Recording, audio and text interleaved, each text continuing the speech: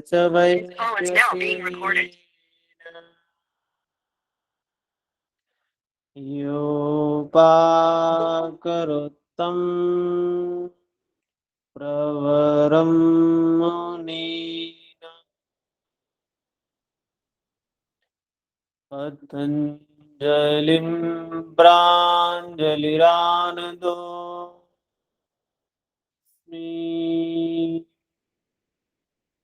अथ योगानुशासनम् योगश्चित्तवृत्तिनिरोधः तदा द्रष्टुः स्वरूपेऽवस्थानम् वृत्तिसारूप्यमितरत्र वृत्तयः पञ्चतयः क्लिष्टाः प्रमाणविपर्ययविकल्पनिद्रा स्मृतयः प्रत्यक्षानुमानागमाः प्रमाणानि विपर्ययो मिथ्या ज्ञानम् आतदरूपप्रतिष्ठम् शब्द ज्ञानानुपादि वस्तु शून्यो विकल्पः भाव प्रत्ययालंबना वृत्तिर्निद्रा अनुभूत विषया संप्रमोषः स्मृतिः अभ्यास वैराग्याभ्याम तन्निरोधः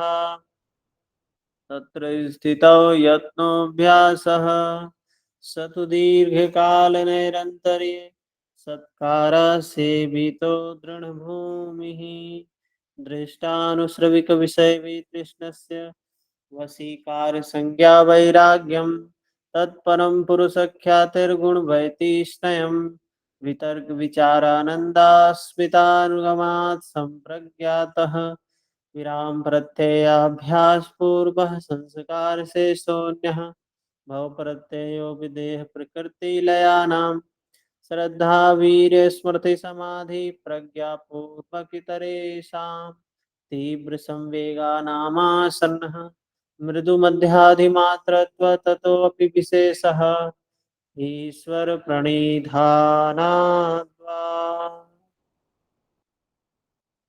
गुलशन जी, बलवंत जी, संभवी जी, हरिओम। हम लोगों ने पिछले क्लास में ईश्वर के स्वरूप के बारे में देखा, नहीं ईश्वर के स्वरूप के बारे में नहीं देखा था। क्या हम ईश्वर मानते हैं और क्या वाकई में वही ईश्वर है? हमने देखा कि ईश्वर क्या नहीं करता है, तो संचालन नहीं करता है। व्यवहार में हम सभी बोलते हैं सब कुछ ईश्वर के द्वारा किया जा रहा है। ये जो कुछ भी हो रहा है स्थूल रूप में, सूक्ष्म रूप में, जो कुछ भी हमें दिखाई दे रहा है, जो कुछ भी हमें दृष्टिगोचर नहीं हो रहा है, हम सब व्यवहार में यही कहते हैं कि ये सब का सब ईश्वर के द्वारा किया जाए।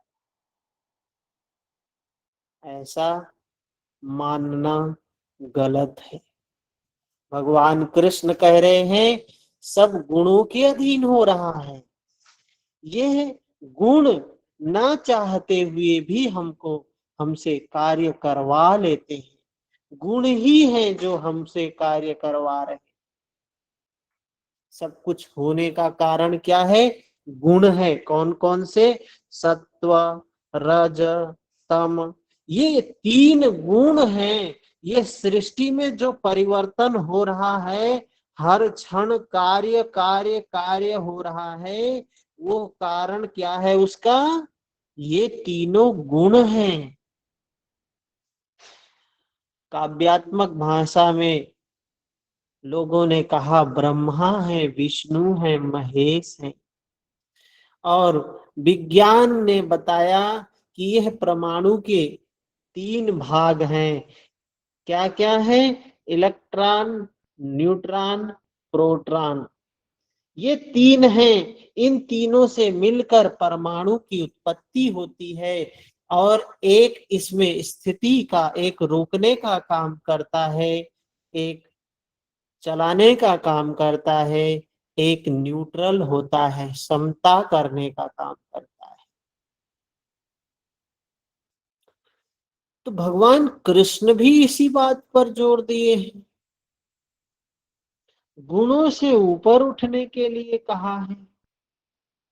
इन गुणों से, इन गुणों के कारण जो कुछ हो रहा है वही विकार है, वो ही समाप्त करना है। उन गुणों से परे होना ही मुक्ति बताया गया है। अब हम ईश्वर के स्वरूप के बारे में देखते हैं। 23 नंबर सूत्र में बताया ईश्वर प्रणिधान, ईश्वर के प्रति समर्पण होना, प्रणिधान होना मतलब क्या है, समर्पित होने की स्थिति की बात कही। यह स्थिति कब आती है? जब जब अभ्यास और वैराग्य पुष्ट हो जाते हैं। तीव्र संवेगा नामा, संवेग तीव्र होता है, श्रद्धा वीर स्मृति समाधि, ये जो पांचों मित्र हैं ये बलवान हो जाते हैं। तो कह रहे हैं हो सकता है देरी में प्राप्त हो सकता है जल्दी प्राप्त हो जाए। क्या प्राप्त होता है? वह ईश्वर प्राप्त होता है, ईश्वर प्रणिधान प्राप्त होता है। तो हमने जब शुरू किया था क्लास, तभी आपको एक गीत सुनाया था।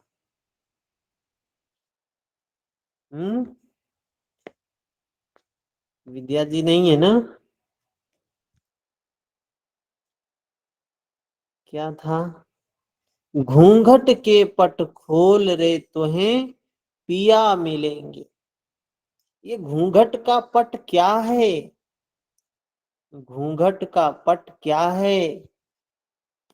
यह अज्ञान, ये वृत्तियां, यह अज्ञान का पट, यह वृत्तियों का पट कह रहे हैं खोल, तुम्हें पिया मिलेंगे। कौन सा पिया मिलेगा? इसी को महर्षि पतंजलि कह रहे हैं ईश्वर प्रणिधान। वही है पिया, घट घट में तेरे साईं बसत हैं, घूंघट के पट खोल रे तुम्हें पिया मिलेंगे। क्या कह रहे? जाग यतन से रंग महल में, ये रंग महल है अपना, ये शरीर रंग महल है। कह रहे इसमें जाग, इसमें सजग रहे। तो अभी क्या हुआ? अब अभ्यास और वैराग्य करने से क्या हुआ? हम जाग गए, हम सजग हो गए। हमारे घूंघट जितने लगे थे, जितने पर्दे, जितनी वृत्तियां थी सब उतर गई। तो कह रहे हैं तोहे पिया मिलेंगे, मिले ना ईश्वर प्रणिधान। और आगे फिर गोस्वामी ये भगवान कबीरदास जी कहते हैं सुने मंदिर दिया जला के। सुना मंदिर क्या है? क्या बाहर का कोई मंदिर कह रहे हैं सुना है? नहीं, वो मंदिर हमारा यही शरीर है, 3.5 हाथ की काया है। क्या कह रहे हैं? सुने मंदिर दिया जला के।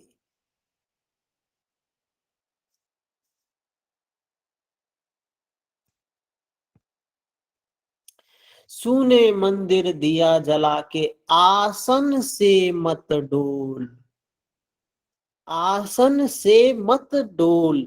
मतलब क्या है? स्थिरता। किसकी स्थिरता? संप्रज्ञात की स्थिरता। उसको जागने की स्थिरता होनी चाहिए। जो हम सजग हैं अपने इस शरीर में, इस काया में, किसके प्रति? जो परिवर्तन हो रहा है उसके प्रति। तो कह रहे हैं सूने मंदिर, इस सूने मंदिर में दिया जला के आसन से मत डोल रे, और घूंघट के पट खोल रे तुम्हें पिया मिलेंगे। तो कौन सा पिया है? क्या उस पिया की बात महर्षि पतंजलि ने की है? हाँ, ईश्वर प्रणिधान। क्या होगा इससे? ईश्वर प्रणिधान की अवस्था है। बात समझ में आई? आगे चलते हैं। अब बात आती है वो ईश्वर कैसा है जिसको महर्षि कबीर दास जी कह रहे हैं घूंघट के पट खोल। जब घूंघट के सारे पट उतर जाएंगे तो वो पिया प्राप्त होगा। वो पिया कैसा है?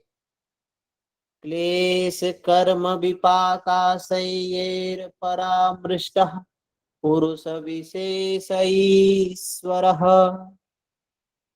वह पुरुष विशेष है, ईश्वर है। वह बंधन में नहीं है, उसको कोई बंधन में नहीं बांध सकता है। वह क्लेशों से परे है। हम सभी क्या हैं? ये जो ईश्वर जो पुरुष है वो बंधन में है, वो क्लेशों में है, लेकिन वह विशेष पुरुष क्लेशों से परे है। बूंद समानी समुद्र मां असकत खोजी जाए। बूंद भी पानी ही है, समुद्र भी पानी है। बूंद समुद्र में मिलने से जब मैं था तब हरि नहीं, अब हरि है मैं ना। मैं समाप्त होने से क्या होता है? उस हरि में एक हो जाते हैं। तो कह रहे हैं ये पुरुष जो है जब सारे बंधन समाप्त हो जाएंगे तो ईश्वर प्रणिधान की अवस्था आ जाती है। वह ईश्वर क्या है? अभी हम कबीर दास जी ने कहा बूंद समानी समुद्र में असकत खोदी जाए। तो कोई पूछ भी सकता था भाई ये समुद्र क्या है? पूछ सकता था कि नहीं? कोई भी कह सकता था कि ये समुद्र क्या है। तो शायद यही बता दे वो समुद्र जो क्या, जो ओर छोर से परे है, जो अपनी मस्ती में रहता है। उसमें दुनिया में सारी नदियों में कितना भी बाढ़ आ जाए लेकिन उसमें बाढ़ नहीं आती है। तो वही बात कबीरदास जी कह रहे हैं, हे रत हे सखी रहा कबीर हेराए। बूंद समानी समुद्र में सोकत हेरी जाए। जो बूंद समुद्र में समा गई उसको कैसे कोई खोज सकता है? वो समुद्र वो ईश्वर है यहाँ पर, जिसको कह रहे हैं जो क्लेश से परे है, बंधन से परे है, कर्म से परे है। क्लेशों में रहकर ही, क्लेश क्या है? अरे जिसके कारण अविद्या है, अस्मिता है, राग है, द्वेष है, अभिनिवेश है। इन क्लेशों के कारण ही हम कर्म करते हैं। क्लेश क्या है? हम आम के पेड़ बैठाएंगे, हम आम के पेड़ बैठाएंगे क्योंकि हमको खाने को फल मिलेगा, हमारे बच्चों को खाने को मिलेगा, हमारे परिवार को खाने को मिलेगा। तो ये जो आसक्तिवश हमने कर्म किया ना, पेड़ बैठाया अच्छी बात है, लेकिन वहां आसक्ति है पेड़ के पीछे। यह क्लेश है, आसक्ति ही क्लेश है। हमने बबूल का पेड़ बैठाया, क्यों बैठाया? किसी को कष्ट देने की प्रवृत्ति से, या हो सकता है कुछ और उद्देश्य हो सकता है। हमने कांटे लगा दिए अपने घर के, सड़क के किनारे कांटे लगा दिए। क्यों लगा दिए? किधर से कोई जा ना पाए इधर से। क्या है ये? द्वेष है। ये कर्म किया हमने, द्वेष भरा कर्म किया है। क्लेश से भरा कर्म किया है। तो भाई जो हम बीज डालते हैं धरती में, एक चीज सभी ध्यान दें, हम जीवन में जो कुछ भी करते हैं या जीवन में हमें जो कुछ भी प्राप्त होता है, वह सब हमारे बीज कर्म का फल होता है, कर्म का फल होता है। जितने बीज हमने डाले हैं धरती में, प्रकृति कुछ नहीं करती है, उन्हीं बीजों को बड़ा कर देती है, पेड़ के रूप में हो जाते हैं। एक बीज हमने डाला, 100 फल आते हैं। एक बीज आम का बैठाओगे तो 100 आम प्राप्त करोगे। एक बीज नीम का बैठाओगे तो 100 नीम का फल प्राप्त करोगे। आपको चाहिए क्या? आपको सुख चाहिए, आपको शांति चाहिए, आपको मैत्री चाहिए, करुणा चाहिए, मोद चाहिए, आनंद चाहिए, तो उसी के बीज बैठाने पड़ेंगे। आपको चाहिए सुख शांति, लेकिन बीज बो रहे हैं दुख की, व्याकुलता की, अशांति की, तो आपको रिटर्न में वही प्राप्त होने वाला है। कोई दुनिया की शक्ति बचा नहीं सकता है। कितना भी ईश्वर को मानो, कितना भी राम को मानो, कितना भी हनुमान चालीसा पढ़ो, कितना भी स्तुति करो, देवी देवता कितना भी करो, कोई प्रकृति के कानून को खा नहीं सकता है। आज आप जो हैं, कल इससे एक कदम आगे ही होंगे। आज की संतान है कल, कल की संतान परसों होगी, परसों की संतान उसके बाद वाला दिन होगा। जैसे पीढ़ी दर पीढ़ी हमारी क्या है, जेनरेशन आती है, वैसे ही यह जीवन का एक पूर्व होता है, एक पश्चिम होता है। पूर्व कारण का, आज का कार्य कल होगा, और आज क्या कर, कल के लिए आज क्या हो जाएगा, कारण हो जाएगा। तो नित्य आप सुख शांति में रहो, नित्य समता में रहो। अगर आप समता में स्थित हो, मतलब अपने सत्व गुणों का विकास कर रहे हो। आप लोभ मोह क्रोध में स्थित हो, आज द्वेष में स्थित हो, मतलब आप रजोगुण का विकास कर रहे हो। आप आलस्य में, अंधकार में, अज्ञान में हो, मतलब तमोगुण का विकास कर रहे हो। तो जो गुण विकसित करोगे वही आगे फल लेके आएगा।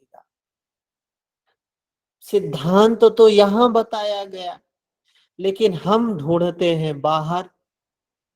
हम सुखी होने के लिए, शांत होने के लिए बाहर ढूंढते हैं कि बाहर कैसे सुखी होंगे।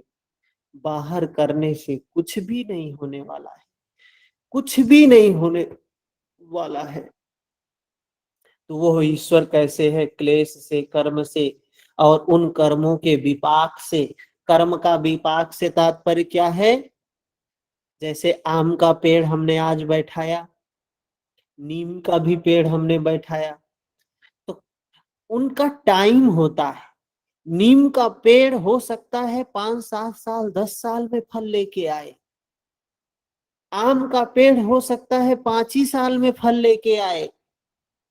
तो ये जब वो फल लेके आता है, जो बीज आपने जो डाल दिया है, वो जब फल लेके आता है, उसको विपाक बोलते हैं।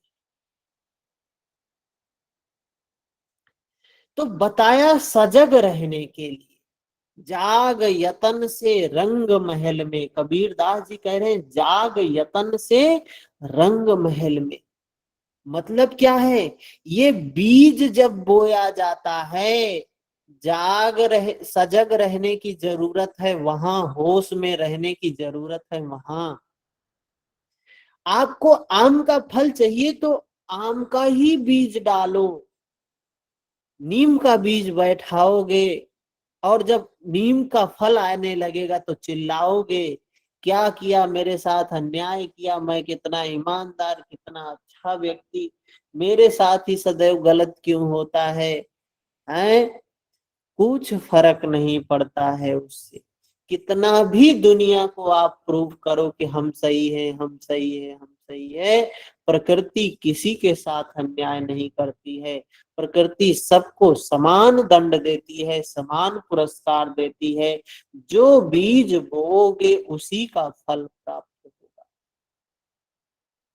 तो वो ईश्वर कैसा है? क्लेश कर्म विपाका से, क्लेश से, कर्म से, विपाक से, इनके आशय से क्या है? अपारा मृष्टा। क्या है? परा है, उनसे परे है। वो क्लेशों में नहीं रहता है, कर्म में नहीं रहता है। कर्म का काम कौन करता है? गुण करते हैं, प्रकृति करती है। करने का काम किसका है? प्रकृति का है। हमें कभी नहीं करना कहना चाहिए कि ईश्वर के द्वारा हो रहा है। ईश्वर के द्वारा कुछ नहीं हो रहा। हाँ, आगे फिर बताते हैं उस ईश्वर की अनादिता पर, उस ईश्वर की शक्ति पर कैसे प्रकाश डालते हैं। तत्र निरतिशयम् सर्वज्ञ बीजम। तत्र निरतिशय, निरतिशय का मतलब उसके समान, उसके सतिशय कोई बीज नहीं है। उसके समान कोई नहीं है, उसकी तुलना किसी से की ही नहीं जा सकती है। निरतिशय है वो। वह ईश्वर जो अवस्था प्राप्त होगी, जिसको कबीर बोल रहे हैं, तुम्हें पिया मिलेंगे, उस पिया का वर्णन महर्षि पतंजलि कर रहे हैं। कह रहे हैं उसकी तुलना किसी से की ही नहीं जा सकती है। उस साईं की तुलना, उस ईश्वर की तुलना किसी से करना बेमाने है। और सर्वज्ञ बीजम, सारे बीजों का भी बीज है। सारे, सर्वज्ञ, ज्ञा का मतलब क्या है? ज्ञान। सारे ज्ञान का भी बीज है वो। सर्वज्ञ बीजम, वो ईश्वर। उसकी महत्ता फिर बताते हुए अगले सूत्र में बताते हैं। पूर्वेशामपि गुरु काले नानवच्छेदात। पूर्व काल में जितने भी गुरु हुए हैं, पूर्वेशामपि गुरु, पूर्व काल में जितने भी गुरु हुए हैं, काले नानवच्छेदात, उन गुरुओं का भी गुरु है।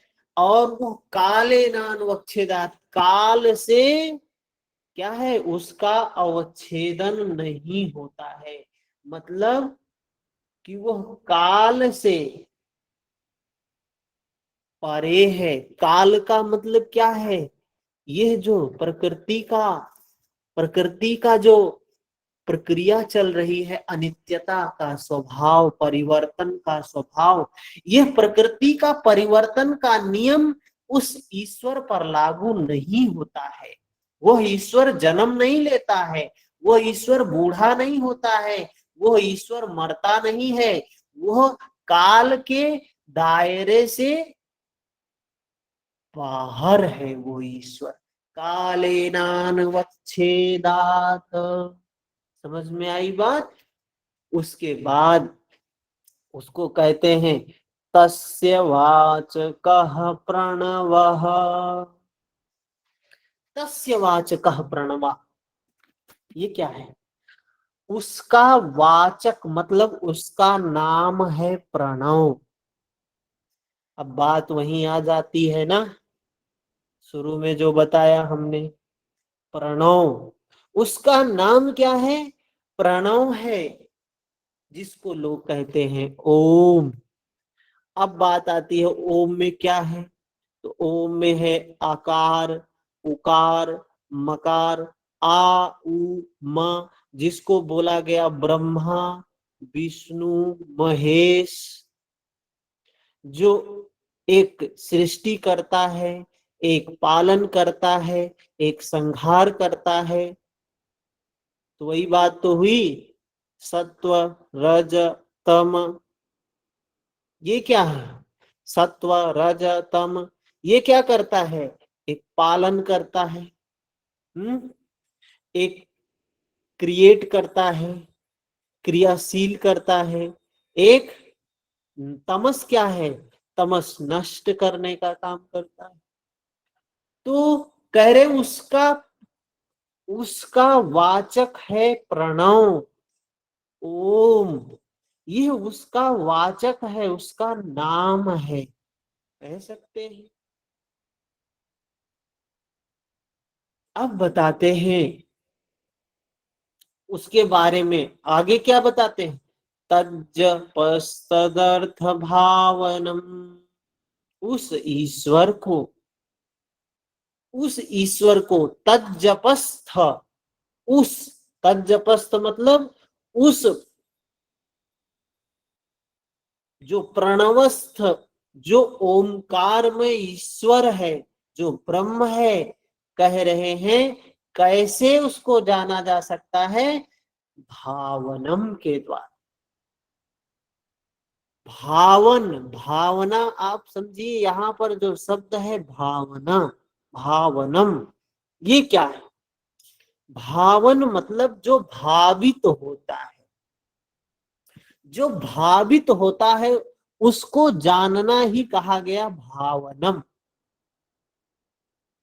महर्षि पतंजलि ने पीछे बताया उपाय कि वितर्क विचार आनंद अस्मिता अनुगमात, इनको कैसे जानना है? इनको कैसे जानना है?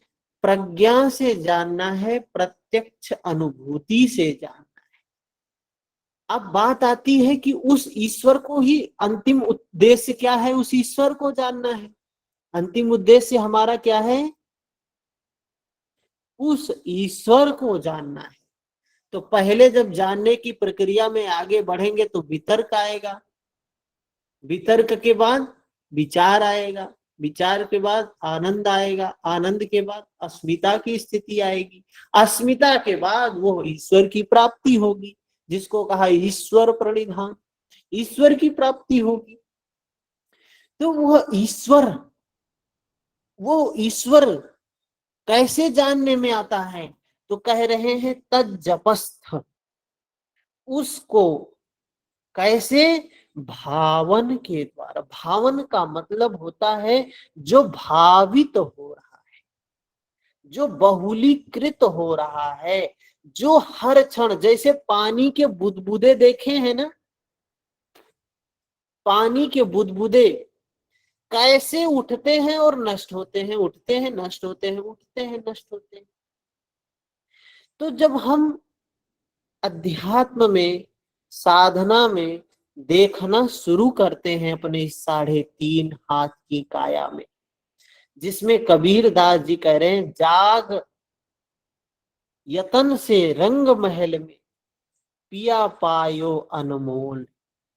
तो वही बात कह रहे हैं कि उसको जाग कर देख, उस ईश्वर को जाग कर देख, भावनम, जो भावित हो रहा है हर क्षण, हर क्षण भावित हो रहा है, भावित हो रहा है।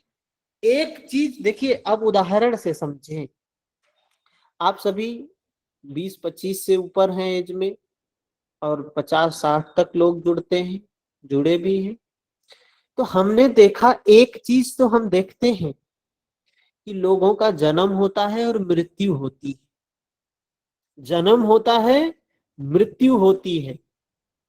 ये चीज हम देखते आ रहे हैं, कितने लोग हमारे सामने मरे हैं, कुछ तो जन्म लिए और मर गए, कितने लोग मरे हैं, कितने जन्म लिए हैं। ये जन्म लेना और मरना, इसमें एक नित्यता दिखाई दे रही है क्या? कि ये हर क्षण प्रक्रिया ये चल रही है, हर क्षण दुनिया में कोई ना कोई जन्म ले रहा है, कोई ना कोई मर रहा है, कोई ना कोई जन्म ले रहा है, कोई ना कोई मर रहा है। ये जो हर क्षण हो रहा है वही, ये तो नंगी आंखों से दिखाई देता है बाहर, वही प्रक्रिया हमारे शरीर में चल रही है, जिसको कहा भाव। भाव, भाव, भावित हो रहा है, भावित हो रहा है, भावित हो रहा है, हर क्षण चल रहा है, निरंतर चल रहा है।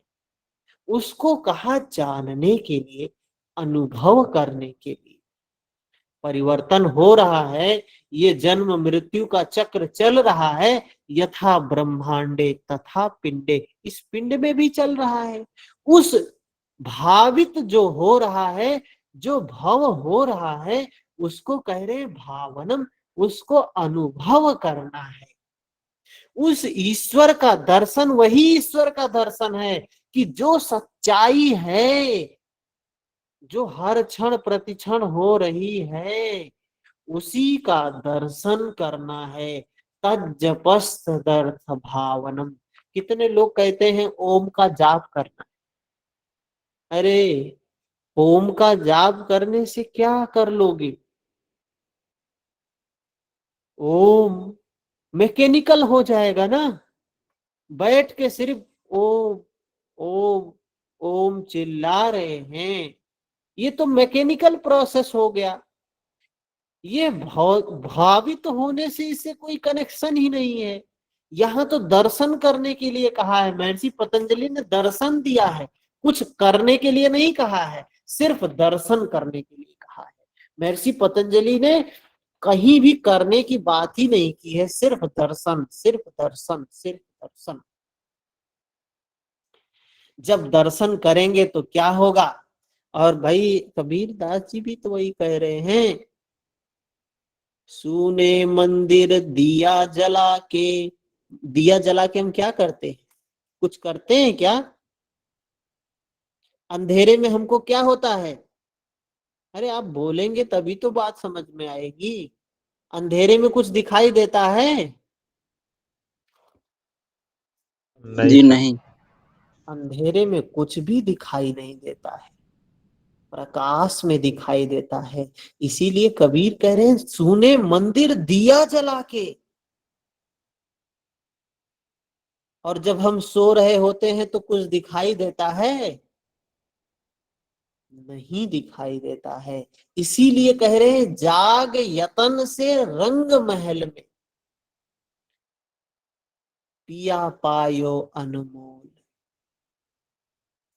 वो ईश्वर मिल गया है तुझे, तो जाग कर उसका दर्शन कर। दिया जलाकर आसन से मत डोल। उस दर्शन जो भावित हो रहा है, जो भावना है, उसको कह रहे हैं, जो महर्षि पतंजलि कह रहे हैं, भावनम तज्जपस्त भावनम। जपस्त का मतलब है वो तार टूटने ना पाए। मतलब वो जो जप, जो तार एक चल रहा है, जिसको बाहर कहा गया अजपा जप है। बाहर हम जपने लगे और बाहर चलने लगा, उसको कहा अजपा है।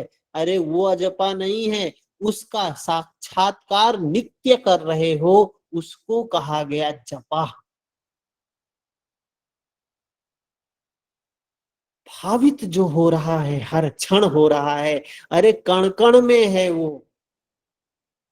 घट घट में तेरे साईं बसत हैं। घट घट में बस रहा है वो साईं, उसका दर्शन कर। जाग, प्रकाश दिया जला, उससे दर्शन कर, उसको जान। भावनम, हमारा लक्ष्य क्या है? उस परमात्मा का ही तो दर्शन करना। महर्षि बता रहे हैं, उसका दर्शन हो जाएगा। और उसका दर्शन हो गया तो क्या बताया? ततः प्रत्यक चेतना अधिगम अप्यंतराया भावश्च। क्या हो गया? घूंघट के पट खोल रे तुम्हें पिया मिले।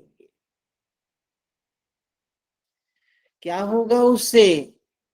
सारे विकार नष्ट हो जाएंगे। ये घूंघट, सारा जो घूंघट, जो पर्दा लगाया है, जो वृत्तियों का पर्दा है, नष्ट हो जाएगा। और और क्या होगा? चेतना अंतर्मुखी हो जाएगी। जब तक उस ईश्वर का साक्षात्कार नहीं होता है, चेतना कहाँ होती है? बहिर्मुखी होती है। हम बहिर्मुखी होते हैं, बहिर्मुखी होते हैं, बहिर्मुखी होते हैं।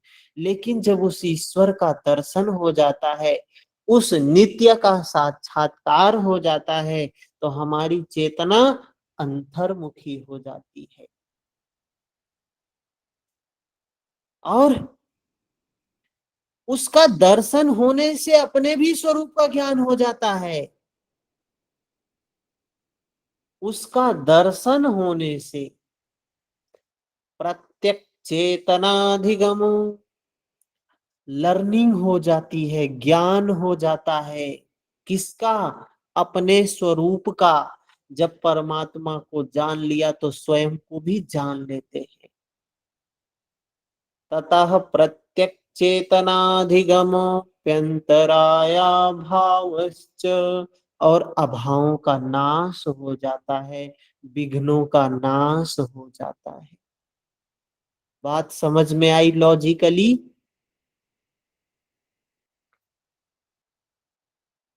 जब अभाव, फिर बात आती कौन कौन से विघ्नों का नाश होता है, कौन कौन से विघ्न नाश होते हैं।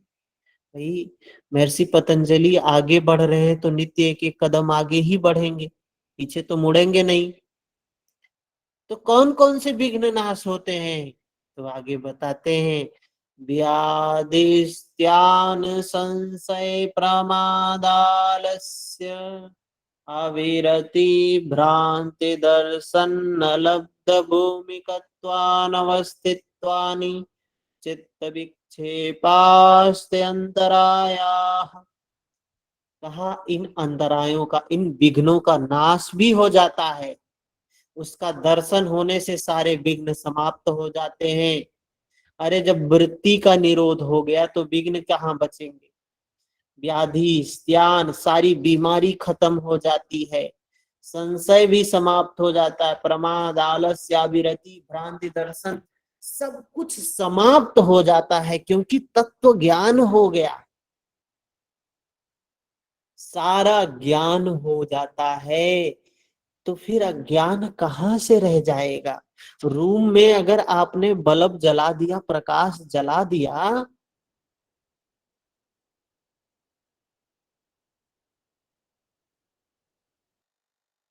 आपने प्रकाश जला दिया तो अंधकार कहाँ रह गया फिर?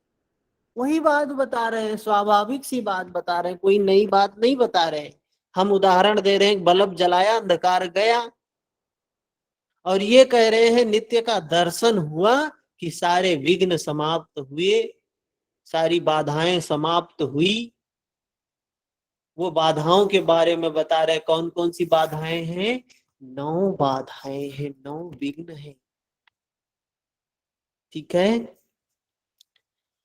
व्याधि है, स्त्यान है, संशय है, प्रमाद, मतलब व्याधि का मतलब इस शरीर के सारे रोग समाप्त हो जाएंगे। सोचिए, यह अंतर यात्रा का कितना बड़ा परिणाम बता रहे हैं। हम शरीर के लिए क्या क्या क्या कर रहे हैं? आसन कर रहे हैं, प्राणायाम कर रहे हैं, लेकिन महर्षि कह रहे हैं कि ये सारी व्याधियां समाप्त हो जाएंगी। शरीर से संबंधित, इंद्रियों से संबंधित, चित्त से संबंधित ये अकर्मण्यता समाप्त हो जाएगी। जो हम ये मान के चल रहे हैं, अरे सब कुछ ईश्वर ही तो करता है। कुछ आलसी लोग एक कहावत कहते हैं, पंछी करे न चाकरी, अजगर करे न काम, दास मलूका कह गए सबके दाता राम। तो क्या जरूरत है कुछ करने की। जो कुछ मिलना होगा, जो कुछ हमारे भाग्य में होगा, वो भाग कर आएगा। जो कुछ हमारे भाग्य में नहीं होगा, आकर भी भाग जाएगा। ऐसे उदाहरण देते हैं। तो ये क्या है? ये अकर्मण्यता है। भगवान कृष्ण अकर्मण्यता को करने की बात नहीं कही है। ये भी विकार है, ये भी समाप्त हो, योगी हो जाए, कर्म योगी हो जाएगा, निरंतर कर्म करता रहेगा, कभी थकेगा नहीं, संशय नहीं होगा, स्पष्ट उद्देश्य होगा, आलस नहीं होगा, अविरति, मतलब अविरति कि ये इंद्रियों का जो संयोग है, जो आसक्ति है, ये भी समाप्त हो जाएगी। भ्रांति दर्शन ये भी समाप्त हो जाएगा। ये भ्रांति दर्शन क्यों समाप्त हो जाए? क्योंकि सत्य का दर्शन हो गया। आपने सत्य का और यथार्थ रूप में सत्य का दर्शन कर लिया, अब कोई भ्रांति नहीं रह जाएगी। तो ऐसे ये 9 विघ्न हैं जिनको बताया, ये विघ्न समाप्त हो जाएंगे। किसी को प्रश्न है यहां तक तो बताइए।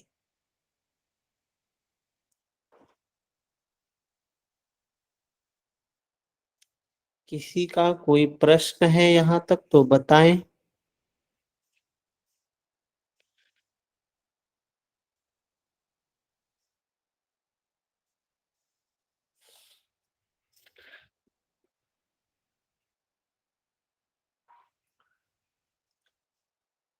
प्रश्न नहीं है, ऐसे कैसे समझते हैं कि प्रश्न नहीं मन में उठता है? ये चीजें सही नहीं है।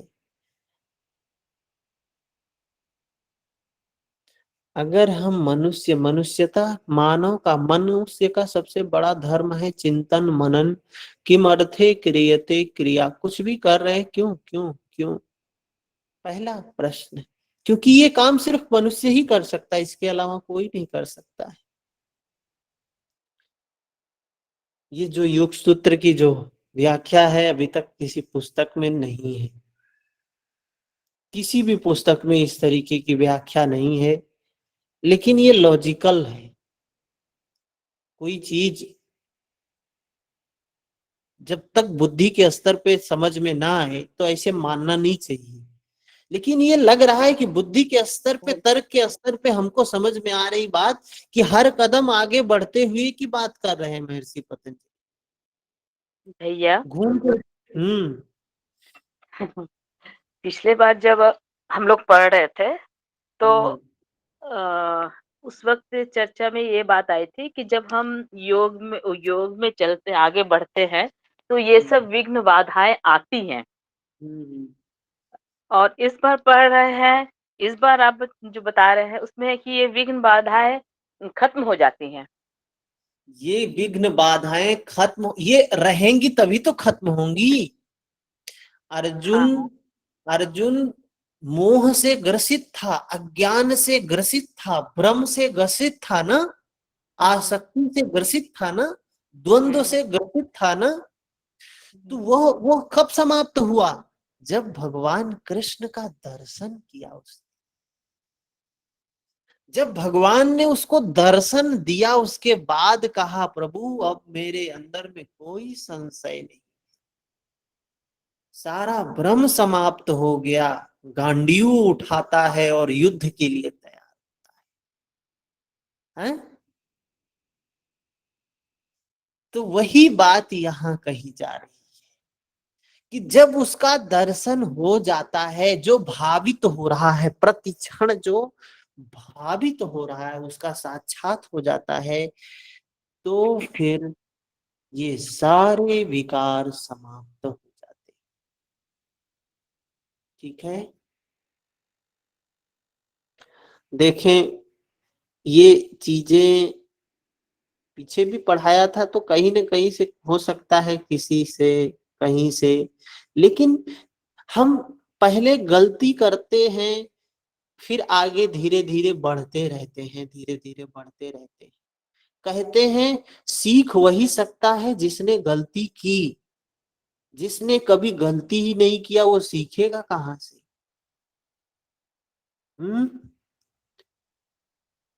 कहते हैं फेल, कलाम साहब ने इसकी परिभाषा की है फर्स्ट अटेम्प्ट इन लर्निंग।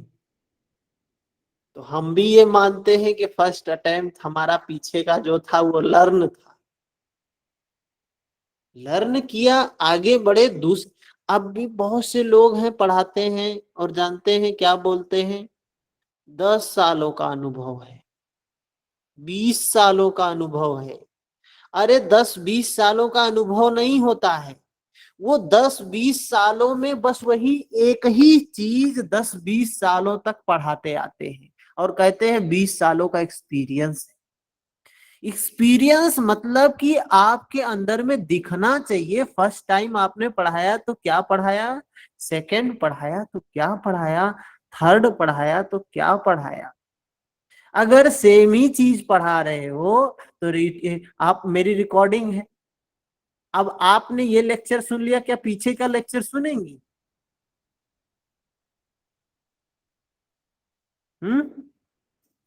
सही बात है भाई, रिकॉर्डिंग हो गई चीज तो वही आराम से सुन लेगा। कोई व्यक्ति एक ही चीज बार बार पढ़ा रहा है, रोज क्लास ले रहा है, पतंजलि योग सूत्र जितनी बार पढ़ा रहा है बस वही व्याख्या वही व्याख्या वही व्याख्या। गीता प्रेस की पतली वाली पुस्तक ले लिया और वहीं से देख के बोल दिया, हो गया योग सूत्र, हो गया सारा ग्रंथ। क्या तात्पर्य है? बुद्धि के स्तर पे आगे बढ़ो। एक बार पढ़ाया, सही पढ़ाया, मान लो देख के पढ़ा दिया तो ठीक है, लेकिन दोबारा जब पढ़ाओ तो एक कदम आगे बढ़ो, दूसरे टेक्स्ट को ले लो, किसी और की व्याख्या ले लो, तीसरे व्याख्या ले लो। अपना नहीं दे पा रहे हो तो कम से कम 2-4 लोगों की व्याख्या दो।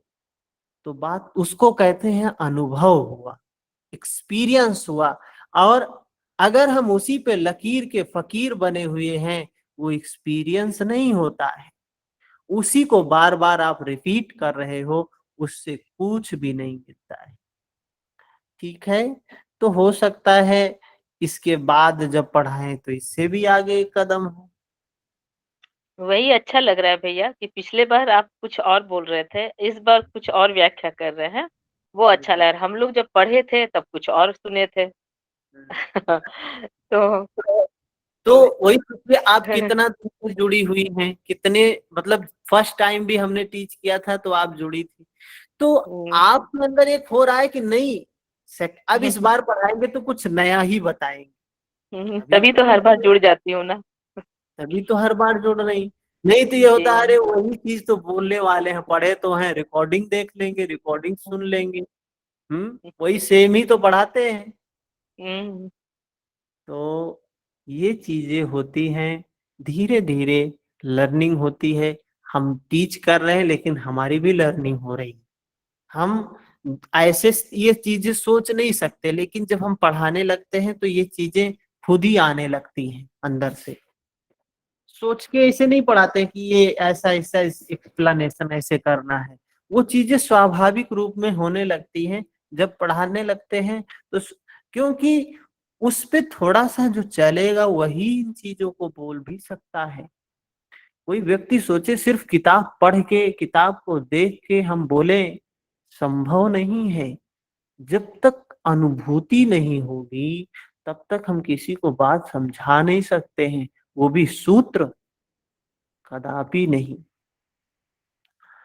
चलिए ठीक है, और अभी तो कल रक्षाबंधन है और हम भी जाएंगे घर, अभी थोड़ी देर में निकलेंगे यहाँ से। तो सोमवार को मिलेंगे फिर। गीता की क्लास में प्रयास करूंगा कि घर पे सुबह में गीता की क्लास कंटिन्यू रखूं।